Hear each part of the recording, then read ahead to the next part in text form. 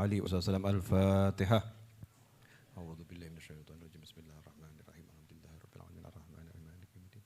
إياك نعبد وإياك نستعين اهدنا الصراط المستقيم صراط الذين أنعمت عليهم غير المغضوب عليهم ولا الضالين آمين. بسم الله الرحمن الرحيم. الحمد لله رب العالمين. Allahumma salli wa sallim ala Sayyidina Muhammadin miftahi babi rahmatillah adada ma fi ilmillah salatan wa salaman daimaini bidawami mulkillah wa ala alihi wa sahbihi. Allahumma salli ala Sayyidina Muhammadin salatan taftahu biha lana futuhal arifin wa tufaqihuna biha fid din wa ala alihi wa sahbihi. Assalamualaikum warahmatullahi wabarakatuh. Alhamdulillah bisa bertemu kembali. Mudah-mudahan semuanya sehat, semuanya afiah, semuanya selamat. Dan insya Allah bisa jadi hamba Allah yang mendapatkan rahmat, ampunan, pembebasan dari siksa api neraka, jaminan masuk surga, Lailatul Qadar, dan semua kebaikan lainnya. Amin Allahumma amin. Insya Allah saya akan ngomong gak panjang malam ini. Karena saya masih fokus nulis buku ya, mudah-mudahan barokah. Nah yang mau saya omongkan, yang saya sampaikan sore tadi menjelang berbuka. Cuman kita kupas agak lebih lebar ya, agak lebih lebar. Pertama, Nabi Musa alaihi salam. Kita akan berkisah tentang Nabi Musa alaihi salam.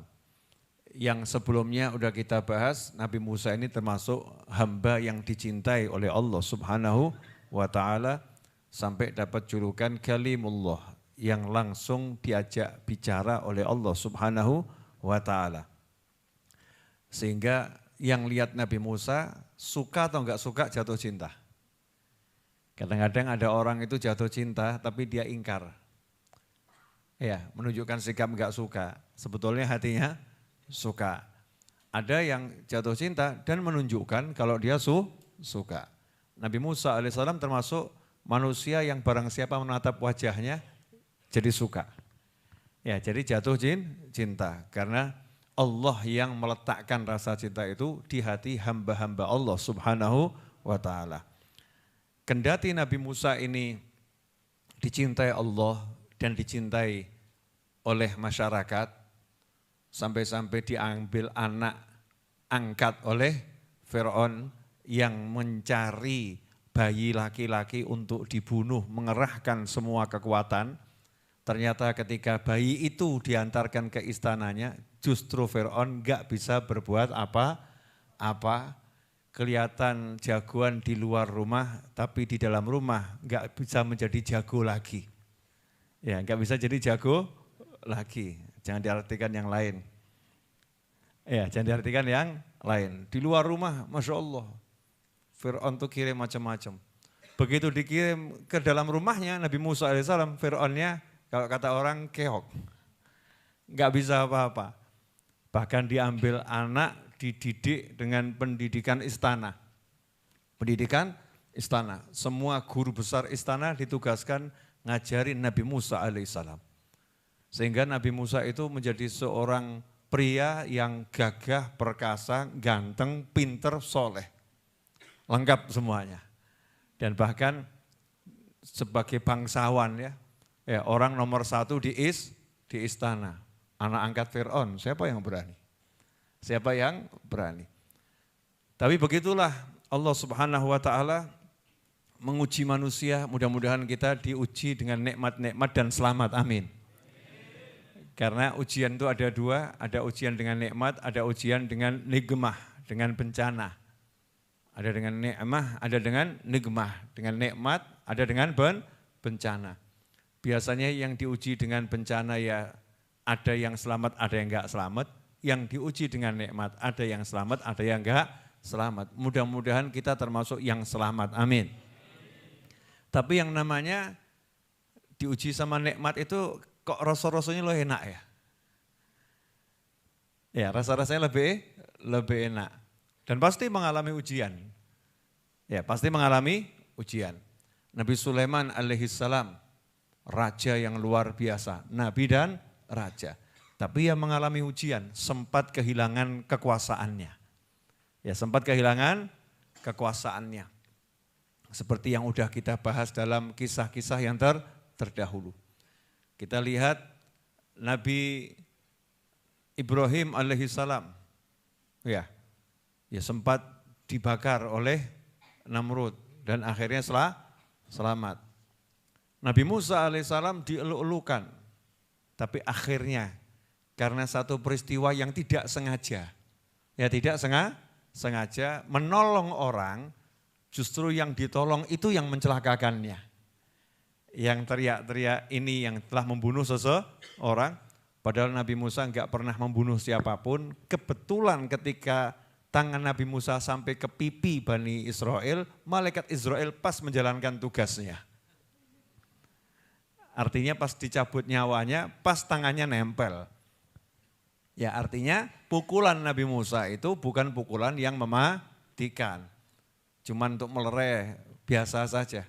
Kebetulan malaikat Israel alaihissalam lagi bertugas kepada orang tersebut. Sehingga Nabi Musa saat itu menjadi buronan. Tadinya enggak mau lari tapi disuruh melarikan diri. Ya oleh seorang yang beriman pada Allah Ta'ala yang tinggalnya di istana. Kalau kamu enggak lari nanti kamu akan dibunuh karena Bani Israel marah. Ini udah urusan suku ya, urusan suku. Enggak bisa dibendung. Daripada kamu nanti dibunuh lebih baik kamu selamatkan nyawamu. Maka Nabi Musa AS melarikan diri. Ini sikap yang benar. Bukan penakut. Ya bukan penakut. Jangan, aku pemberani, akhirnya konyol. Akhirnya konyol. Menyelamatkan nyawa itu nomor satu.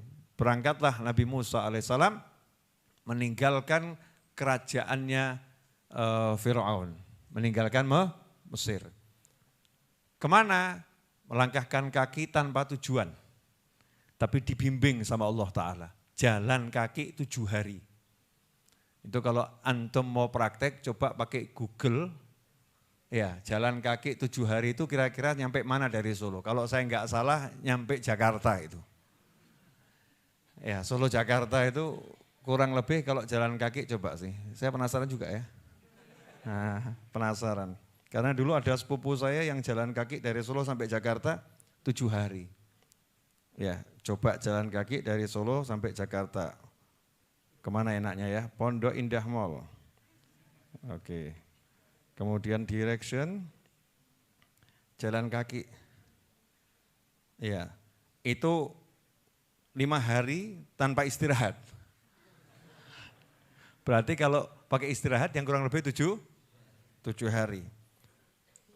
Biar kita bisa membayangkan perjalanannya itu enggak mudah ya, jalan kaki 7 hari. Enggak bawa bekal. Kalau sekarang enggak bawa bekal jalan kaki, kita tuh lewat dari satu kota ke kota yang lain. Mampir warung, kelihatan wajah sumpek aja dikasih makan itu. Ini bayangkan Nabi Musa alaihissalam lewatnya padang Sahara, enggak ada rest area. Enggak ada rest area, enggak ada warung, enggak ada tempat numpang makan. Cari tanaman yang bisa dimakan juga susah. Kalau toh ada pohon kurma enggak ada buahnya. Ya enggak ada buahnya. Dan tentunya kan harus minta sama pemiliknya. Jadi enggak makan, dikatakan 7 hari 7 malam itu dalam tafsir tidak makan. Jadi hanya minum. Nah, dalam keadaan yang lemah fisiknya, dikatakan perut nempel ke tulang punggung. Berarti kurusnya luar biasa. Jadi kalau dipegang gini tidak ada isinya itu. Kalau saya kan alhamdulillah ya. Coba ini dicek satu-satu kan ya mental semua itu. Mau dijadikan nempel sama tulang punggung pada tidak bisa. Cek mental gitu ya. Kenapa? Isinya terlampau banyak ini, kita-kita ini. Alhamdulillah dalam nikmah ya. Nabi Musa pegang nempel sampai tulang punggungnya itu, saking kurusnya. Dalam kondisi yang seperti itu, 1, enggak ada makanan, 2, enggak ada teman. Ya jalan sendiri. Kemudian di negeri orang, udah keluar meninggalkan Mesir, gak punya kenalan. Jalan sendiri tanpa teman, di negeri orang gak punya kenalan, lemah. Ya, dan gak punya tujuan. Kalau kita ke Jakarta mungkin punya tujuan, kita ke Bandung, ke Surabaya, ya, mungkin kita ke Jogja, mungkin punya tujuan ke rumah teman atau kemana ya. Ini gak punya tujuan. Gak ngerti mau ke rumah siapa. Beliau jalan, melihat ada dua wanita yang pengen ambil air tapi dihalang-halangi oleh pria-pria yang badannya besar. Semua udah tahu cerita itu. Singkat cerita, Nabi Musa pun menolong dengan ikhlas. Bukan seperti kita-kita zaman sekarang, menolong karena modus. Ada akhwat, gayanya gitu ada akhwat. Ada mbak-mbak, mumpung mbak-mbaknya itu lagi susah, butuh pertolongan. Biasanya wanita kalau butuh pertolongan mudah diambil hatinya. Wah, Masya Allah, mulai otak prianya berjalan. Pria dalam tanda petik ya, oknum pria dalam tanda petik berusaha menawarkan bantuan. Dik, kok kelihatan suntuk, apa yang bisa saya bantu? Ya, naudzubillah min dzalik, itu kalau kita. Nabi Musa alaihissalam gak banyak ngomong, gak menawarkan apa yang bisa saya bantu, enggak, tahu masalahnya apa. Oh, sumurnya ditutup batu, batunya diangkat. Sehingga wanita-wanita itu paham kalau dia ditolong. Setelah itu ya enggak ngomong apa namanya, udah saya tolong ya, jangan lupa loh ya, nama saya Fulan, no. Enggak ada.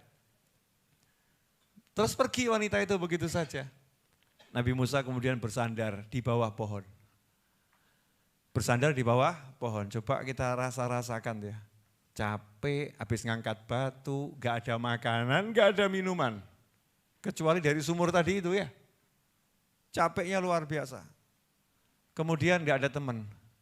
Kalau bahasa kita apa ini? Bukan layah-layah ini, deleng-deleng.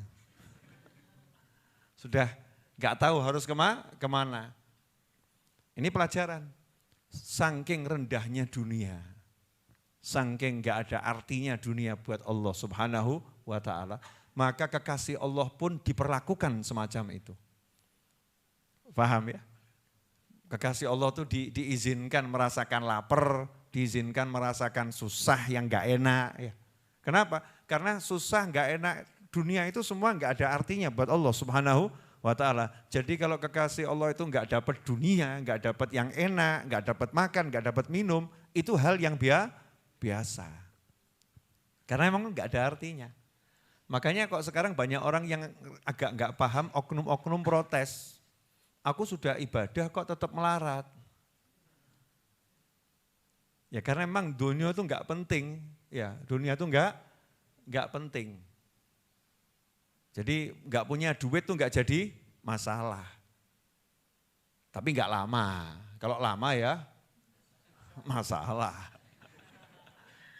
Karena orang-orang beriman tuh kondisi begitu tidak akan lama. Mengalami, hanya mengalami. Berapa lama Nabi Musa alaihissalam mengalami? 7 hari. Nah kalau kamu sampai 2 tahun kok begitu, berarti masalah itu. Ada yang salah. Karena wahyunya Allah Ta'ala enggak mungkin salah. Wa may yattaqillaha yaj'al lahu makhrajan wa yarzuqhu min haitsu la yahtasib. Itu pasti. Itu bukan janji ya, bukan janji, tapi pemberitahuan. Pemberitahuan.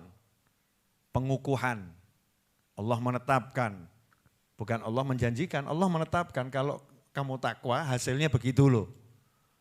Kamu akan selalu dapat solusi, kamu akan dapat rezeki kalau kamu bertakwa. Sehingga ketika itu Nabi Musa alaihissalam tidak berupaya untuk mengutamakan upaya minta. Ya, tidak mengutamakan upaya minta. Berbeda dengan apa yang nanti diajarkan oleh Nabi Khidir alaihissalam. Ketika bertemu Nabi Khidir alaihissalam, keduanya kelaparan masuk desa, yang diupayakan nomor 1 upaya minta. Tok, minta makan. Betul? Tapi Nabi Musa ketika ketemu 2 perempuan itu minta enggak? Aku lapar, minta makan. Enggak. Dua cara ini benar. Ya, dua cara ini benar. Nabi Musa saat itu menggunakan cara minta langsung pada Allah Subhanahu wa ta'ala. Ya, minta pada Allah Subhanahu wa ta'ala. Karena kita pada sesi ini ya saya akan bahas dari sisi ini. Nanti kalau pada sesinya yang Nabi Khidir alaihissalam bahasanya beda lagi. Kita bahas ini dulu. Minta. Maka di sini orang-orang yang memang punya jiwa besar ketika dia mengukur nyawanya itu masih bisa selamat dengan dia menahan lapar, maka dia enggak akan minta kepada manusia. Tapi kalau Nabi Khidir alaihissalam mengajarkan standarnya manusia, jangan diukur dengan kemampuan Nabi Khidir dan Nabi Musa. Kalau enggak makan bisa mati, maka ya kamu kalau enggak punya ya minta sekedar untuk nyambung nyawa. Itu standar normalnya manusia. Tapi Nabi Musa saat itu bukan standar normalnya manusia. Musa yang memang kuat, yang memang kuat, perkasa. Buktinya lapar 7 hari enggak makan saja, batu besar diangkat sendiri. Padahal itu ditarik sama unta satu enggak gerak. Diangkat sendiri, itu kan berarti kan gagahnya luar biasa. Tapi yang seperti itu, ya namanya udah kalau perut itu diserang 7 hari ya, habis energi wajar. Ruhnya dipakai, fisiknya dipakai, tapi akhirnya ya butuh asupan, namanya fisik ya butuh asupan. Apa yang dilakukan Nabi Musa alaihissalam dalam kondisi seperti itu, beliau berkata di dalam Al-Quran, Allah mengabadikan, Rabbi inni lima anzalta ilayya min khairim fakir. Rabbi inni, duhai Allah yang maha ngurus aku. Inni, sungguh. Ya, sungguh. Sesungguhnya aku, lima anzalta ilayya min khairin fakir. Sangat membutuhkan kamu beri kebaikan. Aku sangat membutuhkan kebaikanmu ya Rob saat ini. Kalau bahasa bebasnya begitu. Saat ini aku betul-betul butuh kebaikanmu. Ahli tafsir banyak pendapat tentang arti khair di sini. Allah dalam Al-Quran menyebut al-khair itu bisa artinya harta. Ya, bisa juga artinya al-quwah, kekuatan. Bisa artinya amal soleh. Dalam ayat ini al-khair itu artinya adalah to'am. Menurut sebagian ahli tafsir, makan.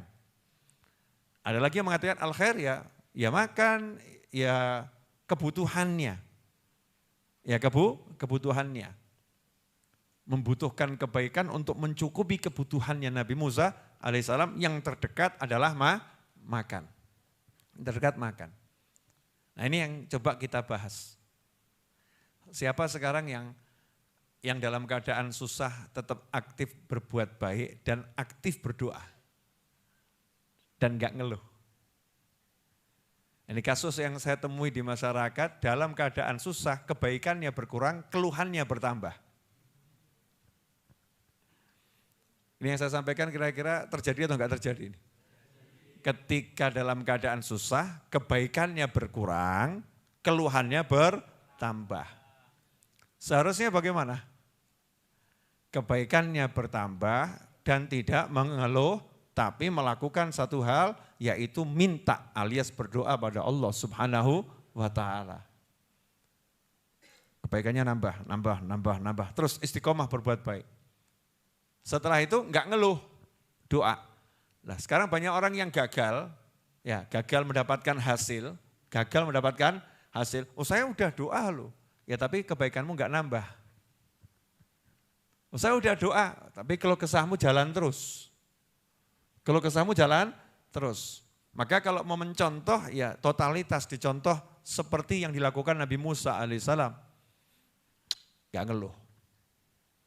Setelah itu, punya harga diri. Ya punya harga diri, izzah, iffah, aziz. Enggak kemudian merendahkan diri. Setelah itu doa, minta sama Allah Ta'ala. Doanya itu dengan kalimat yang sungguh-sungguh. Ini betul ya Allah, butuh banget ini. Ya Allah aku butuh banget. Sungguh ya Allah aku butuh banget. Dan doanya sambil bersandar di bawah pohon. Nah, itu menggambarkan juga orang berdoa itu habis sholat, sudah waktunya berdoa memang. Tempatnya berdoa, habis sholat. Habis baca Al-Quran, itu memang tempatnya berdoa. Tapi jangan ketika kamu tidak lagi sholat, kamu enggak berdoa. Ini kadang-kadang ini mbak-mbak yang lagi menstruasi itu, ditanya, kenapa doanya berkurang? Lagi halangan. Jadi menstruasi itu menghalangi doa katanya. Ini kan kesalahan yang luar biasa. Ada mas-mas ditanya, kenapa kamu kok kurang berdoa? Lagi enggak sholat. Mens mas, aku memang men. Laki kan men ya. Aku memang men, tapi aku enggak mens. Aku memang men, tapi aku enggak mens. Maksudnya nanti Beb nunggu waktunya sholat, nanti kalau habis sholat baru doa. Jadi doamu nunggu nanti. Doamu nunggu nanti. Kalau sekarang butuhnya, kenapa doanya nunggu nanti? Sekarang doa, nanti juga doa. Tapi kan saya belum di masjid, enggak harus di masjid. Kadang-kadang ketika di tengah bis itu lebih kabul. Dibanding kamu di masjid tapi ngelamun gitu ya.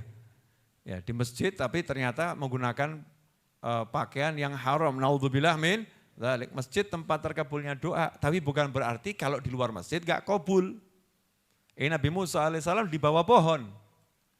Ya di bawah pohon, senden, bersandar. Tapi angkat tangan. Namanya sungguh-sungguh, ngemis kok. Masa orang ngemis gagah gini? Ini gak jelas. Oh minta sama Allah kok begini. Ya Allah, saya minta diampuni ya Allah. Kan kurang cetok. Harusnya kan Allahumma ya Allah. Nah ini kan dilihat malaikat bentuknya kan ajib gitu ya. Bentuk orang sungguh-sungguh ngemis sama Allah subhanahu wa ta'ala. Mengiba, memohon pada Allah subhanahu wa ta'ala. Maka Nabi Musa alaihissalam menunjukkan gestur tubuh orang minta. Minta. Nah di situ juga ada pelajaran, kamu kalau minta dalam keadaan lapar itu lebih kabul. Makanya kalau orang lagi berpuasa itu ya, saat berbuka itu kan waktu terkabulnya doa. Waktu terkabulnya doa. Ketika berpuasa dari pagi sampai mau maghrib itu, dari mulai subuh ya sampai mau maghrib, itu detik-detik terkabulnya doa sepanjang siang. Karena apa? Lapar.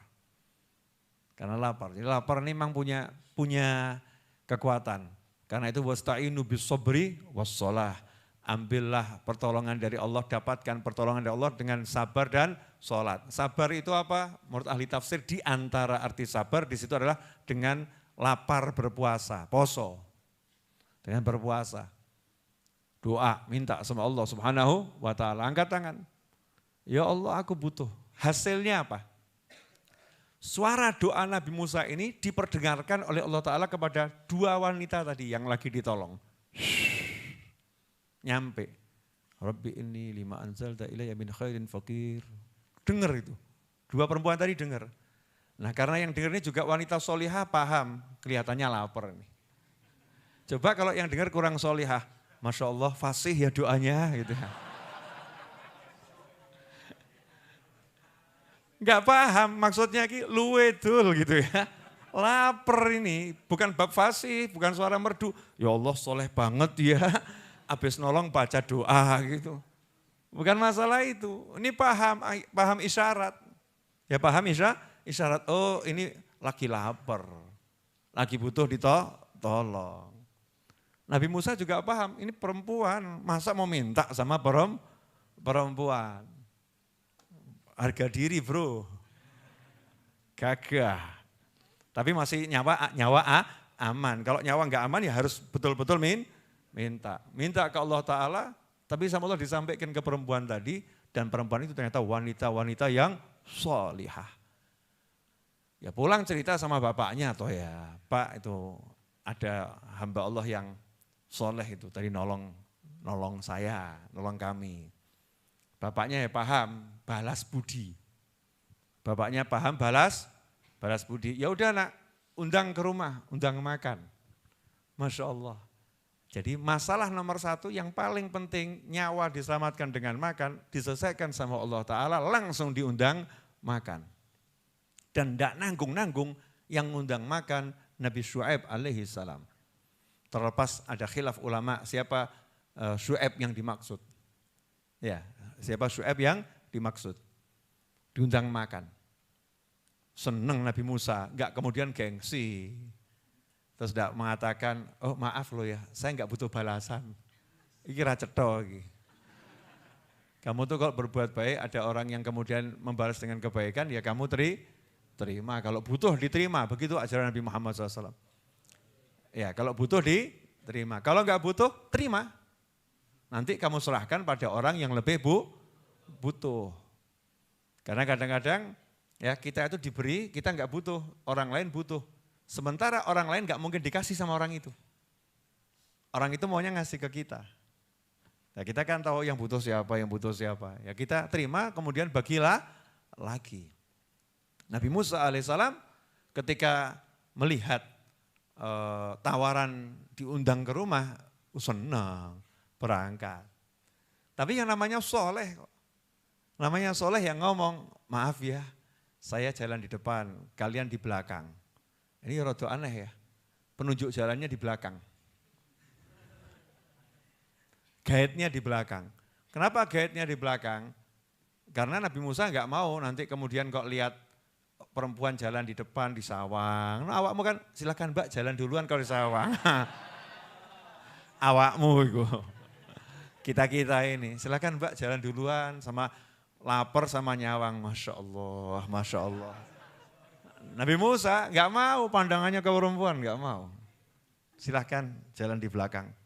Terus gimana nanti mengarahkan ke rumah?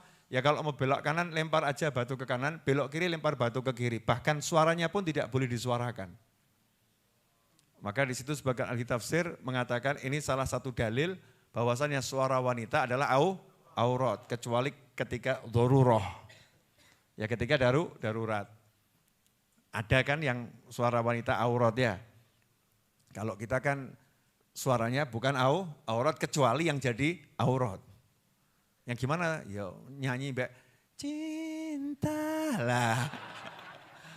Aurat kuwi mbok rungokno. Nafsu syahwatmu bergejolak ngeri ya. Itu aurat yang begitu. Kalau yang normal-normal ya normal ya normal. Lanjut. Apa yang dilanjut? Normal ya. Orang kelingan aurat kayak gitu.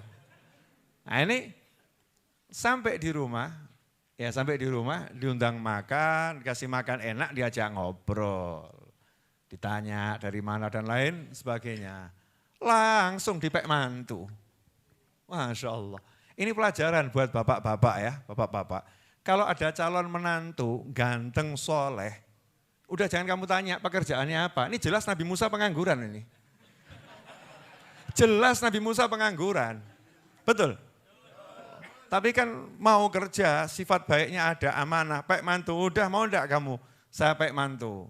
Maharnya kamu kerja sama saya. Oh siap. Siap. Masya Allah ini buat bapak-bapak yang punya anak perempuan ya. Laki-laki soleh itu mahal. Larang lah, melasi larang. Karena apa? Perempuan itu jauh lebih banyak dari laki-laki. Makanya laki-laki itu mahal. Apalagi yang soleh. Makanya kalau kamu lihat ada pria yang soleh, jangan nunggu dilamar, lamaran buat anakmu. Loh serius itu. Seperti Sayyidina Umar bin Khattab radhiyallahu ta'ala melamar para sahabat untuk menikah dengan Sayyidatuna Hafsah. Sampai akhirnya semua nolak, jangan, kelihatannya mau dilamar sama Nabi Muhammad SAW. Ditawar no. Ada orang bilang pamali. Masa anak perempuan ditawar-tawarkan? Loh, itu bukan ditawarkan, dicarikan jodoh yang soleh. Kalau udah ketemu, nah nanti dikasih tahu laki-laki tadi, tolong ke rumah ya, lamar anak saya. Paham ya? Tapi itu cuma prosedur saja. Udah aku terima kok lamaranmu. Asik enggak kalau ada calon mertua begitu? Pengen punya yang seperti itu? Qabul insyaallah. Iya, yang begini-begini kan layak didoakan ya. Kita kalau suka mendoakan orang lain nanti kita akan dapat yang sama. Amin. Paham? Kok mesem kamu? Lanjut. Di mana tadi? Mesem. Nabi Musa dilamar. Nah, untuk pria yang dilamar, kalau memang yang lamar orang baik-baik, dan kamu udah lihat wanita itu baik-baik, udah nggak usah kebanyakan kamu mikir, aku masih pengangguran, nanti makannya pakai apa, hidupnya bagaimana. Ini hasil sinetron. Orang kok nggak pede. Yang pede gitu, siap.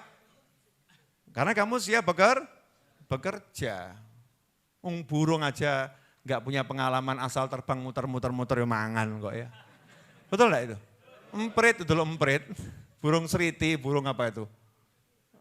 Seriti, emprit apa namanya itu? Pipit ya, nah, burung pipit itu terbang keliling, berani nikah.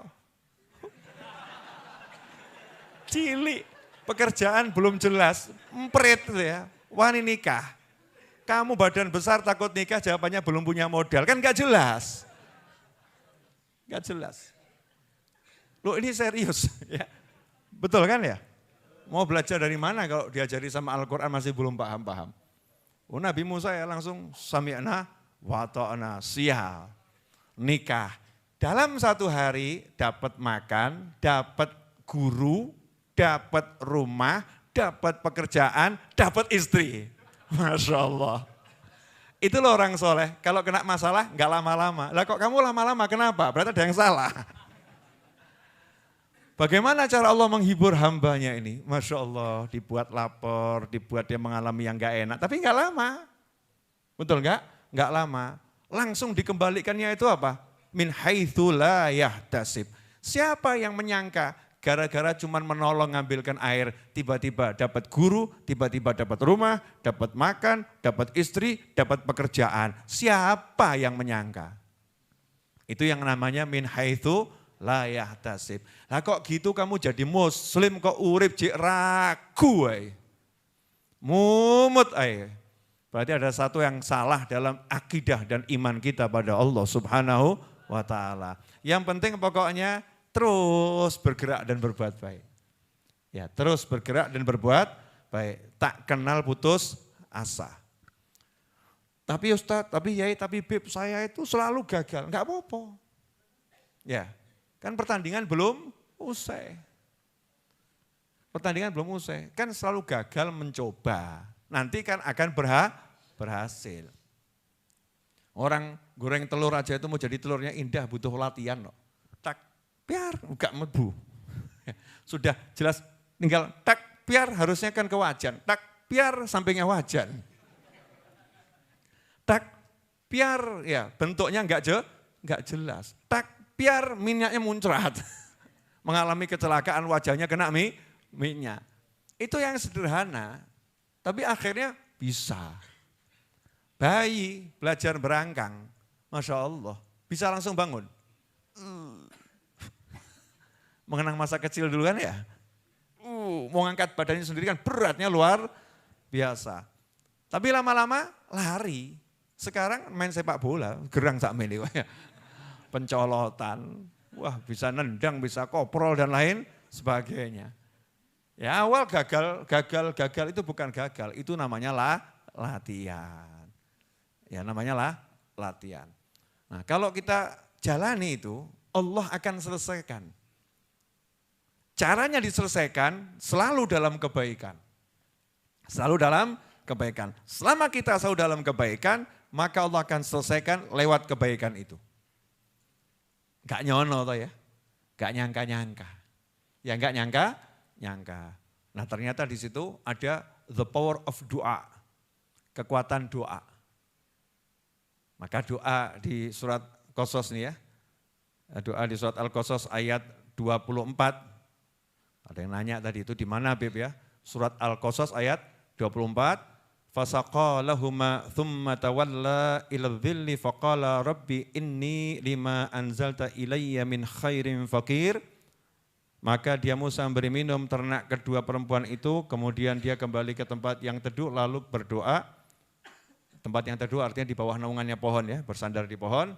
Duhai Tuhanku, sungguhnya aku sangat memerlukan suatu kebaikan, tanda kutip buka makanan, tanda kurung buka makanan, tanda kurung tutup, yang engkau turunkan kepadaku. Jadi kebaikan di situ ditafsirkan makanan tuh ya di antaranya. Nah, kalau kita mau mengamalkan doa ini, ambil dari kalimat Rabbi inni lima anzalta ilayya min khairin faqir. Nah, ini buat jombloan dan jomblowati, pengangguran dan pengangguranwati. Iya, buat yang kelaparan kok cari makanan nggak dapat karena nggak punya fulus, nggak punya duit, tapi siap bekerja, ya semangat bekerjanya tinggi, ngelamar sana ngelamar sini kok ditolak, jalankan ini, lakukan kebaikan dan dawamkan doa ini. Rabbi inni lima anzalta ilayya min khairin faqir. Langsung dilamar. Dilamarnya 1 sebagai mantu, 2 sebagai karyawan, 3 sebagai murid. Makhtub loh ya, beda loh khotib wal makhtub. Orang ngelamar itu berat loh ya. Ngelamar itu berat. Saya tuh enggak suka ngelamar, saya sukanya dilamar. Karena melamar itu berat. Tapi kalau dilamar makhtub, wah Masya Allah. Al-farq bainal khatib wal makhtub. Yang dilamar itu kan tinggal nerima atau nolak. Jadi dia yang menentukan. Enak mana? Melamar atau dilamar? Nah, kamu pilih nanti dilamar atau melamar? Yakin? Dilamar ya insya Allah ya. Maka ya harus punya sesuatu untuk terlamar tadi harus punya sesuatu. Kebaikan dan keyakinan. Izzah. Nanti akan dapat itu. Insya Allah akan dapat. Sampai di sini jelas? Dah cukup. Kajian malam hari ini walaupun tidak panjang tapi cukup panjang. Kurang lebih kan 30 menit. Sekarang pengumuman dari saya, tolong nanti Mas Seto ini dipotong kemudian di-share kemana-mana. Pengumuman dari saya. Sahabatku dimanapun antum berada, karena maraknya akun di TikTok yang menggunakan nama saya, padahal itu bukan saya, menggunakan foto saya, padahal itu bukan saya, menggunakan logo saya, padahal itu bukan saya, maka saya membuat akun TikTok dan saya akan ajak semuanya follow akun TikTok saya ini. Biar apa? Biar tidak terjadi penyalahgunaan nama. Sehingga nanti hal-hal yang negatif bisa diminimalisir. Ya. Nama akun TikToknya adalah Habib Novel Official. Ya, Habib Novel Official. Seluruh akun TikTok selain Habib Novel Official berarti itu bukan milik saya dan saya tidak bertanggung jawab atas apapun yang dilakukan oleh pemilik akun tersebut. Ya, saya tidak bertanggung jawab terhadap apapun yang dilakukan oleh pemilik akun tersebut. Untuk kawan-kawan yang sudah membantu saya menyebarkan video-video dakwah di TikTok, jazakumullah khairan, tapi dengan segala hormat, tolong namanya dirubah, ditambahin misalnya non-official, ya, atau fotonya ganti fotomu, ya, atau fotomu, atau kalau pakai foto saya ditulisi ini bukan akun resmi Habib Novel, karena yang menyedihkan itu ketika ditanya kemudian menjawab, dikira itu saya yang menjawab. Yang khawatir lagi ini menjelang 2024, tiba-tiba nanti upload video-video yang bukan saya ingin upload itu ya, dikira itu saya akan bisa memberikan informasi yang tidak benar kepada masyarakat. Di selain itu kadang jualan sesuatu yang saya nggak pengen jualan. Ya, jualan sesuatu yang saya nggak pengen jualan, misal gitu ya. Misal kalau seandainya ada, insya Allah nggak ada ya. Akun atas nama Habib Novel padahal bukan saya. Terus jualan sempak, kan ya rada lucu ya. Wah, so Habib Novel jualan sempak. Misal begitu loh ya. Maka daripada nanti menimbulkan polemik dan lain sebagainya, saya nggak ngurusin. Orang mau pakai akun tersebut bebas, miliknya sendiri sakarepmu ya. Cuman saya mau buat akun saya sendiri dikenal masyarakat, biar apa? Biar masyarakat tahu, oh ini yang Habib Novel, yang itu bukan. Sehingga tidak terjadi hal-hal yang tidak diinginkan. didoakan. Jelas? Nah, mudah-mudahan berkah. Nah, teruntuk yang sudah bantu share siapapun, saya ucapkan jazakumullah khairan. Beb, itu akun-akun itu dapat duit, saya enggak ngurusin duit. Mau dapat duit, dapat hadiah apa, enggak jadi masalah. Saya ikut senang kalau ada orang dapat rezeki. Saya ikut senang. Tapi jangan sampai nanti akhirnya upload video atau gambar atau jualan tadi itu ya.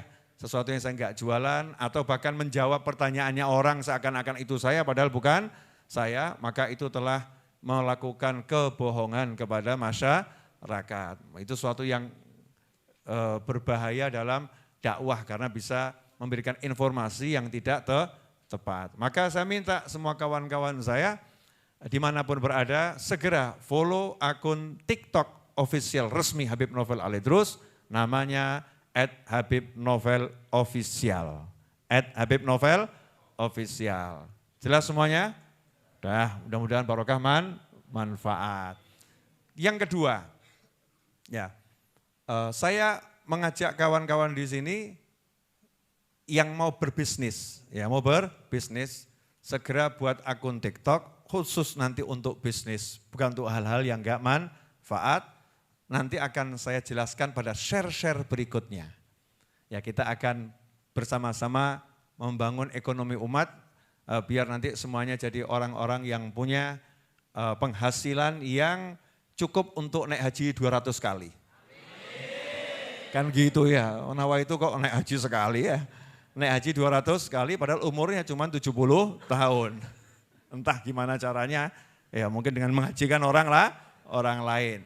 Nanti insya Allah akan saya jelaskan khusus untuk santri Ramadan, mungkin besok atau lusa ada sesi khusus ya bisnis bareng Habib Novel. Ya, cara berbisnis yang halal bersama Habib Novel Al-Idrus, khusus untuk santri Ramadan. Buat yang belum jadi santri, ya wallahu alam. Kalau ada bocorannya ya alhamdulillah. Ya, clear semuanya?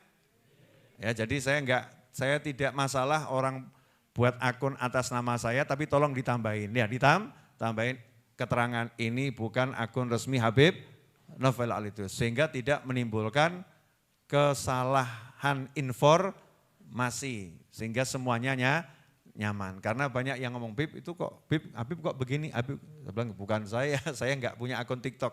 Jadi saya buat untuk jaga-jaga saja waktu itu, tapi sekarang kelihatannya saya harus turun gunung masuk ke TikTok. Walaupun saya udah banyak di TikTok ya. Insya Allah tiap hari saya akan live di TikTok tidak kurang dari 3 kali. Sekapok mau kapan ya. Ya tidak kurang dari 3 kali, pagi, siang, malam, pagi, siang, malam, insya Allah. Selain itu juga ada di Instagram ya dan Facebook.